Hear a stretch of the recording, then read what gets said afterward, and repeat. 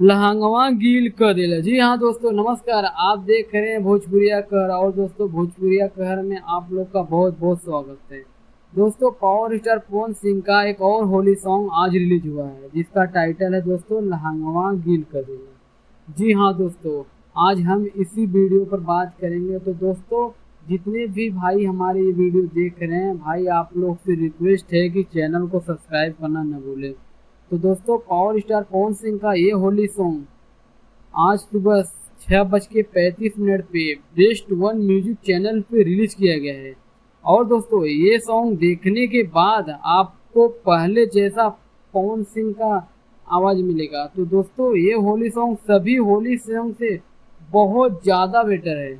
और दोस्तों, ये होली सॉन्ग एकदम यूट्यूब पे बवाल मचाया हुआ, एकदम कहर मचाया। तो दोस्तों, अगर आप लोग ये वीडियो नहीं देखे हैं तो जाइए, बेस्ट वन म्यूजिक चैनल पे रिलीज किया गया है।